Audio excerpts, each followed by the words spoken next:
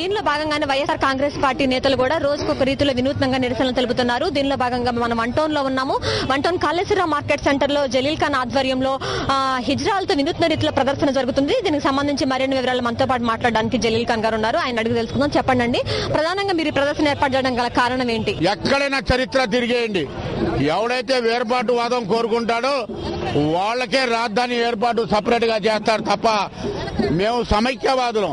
మాకున్న క్యాపిటల్ సిటీని రాజధానిని వాళ్ళకి ఇవ్వటం అనేది మా పట్ల మీది చిన్న చూపు ఉందనేది కూడా మేము తెలియజేస్తున్నాం. రెండో పక్క కాంగ్రెస్ వాళ్ళు ప్రచారం చేస్తున్నారు, ఇది వైఎస్ఆర్సీపీ చెప్పడం వల్ల అయింది, ఇంకొక పార్టీ చెప్పడం వల్ల అయిందని. పరిపాలకులు మీరు తెచ్చేది మేము ఇచ్చేది మేము అన్నారు. మేమేం చెప్పాం? మేము తెలంగాణ సెంటిమెంట్ ని గౌరవిస్తాం.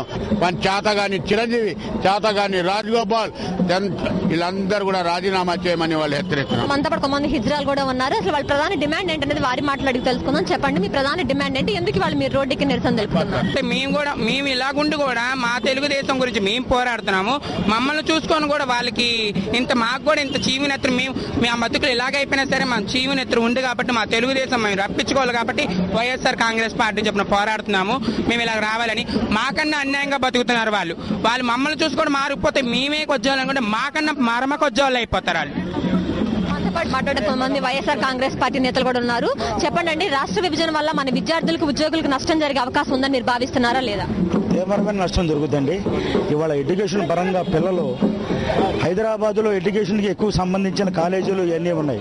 ఇవాళ తెలంగాణ ఇవ్వకుండానే తెలంగాణ ప్రాంత నాయకులు కేసీఆర్ కానీ మిగతా సంబంధించిన నాయకులు కానీ ఆంధ్రాకి సంబంధించిన వ్యక్తుల్ని భయభ్రాంతులు గురి చేసే విధంగా వాళ్ళ స్టేట్మెంట్లు ఉన్నాయి.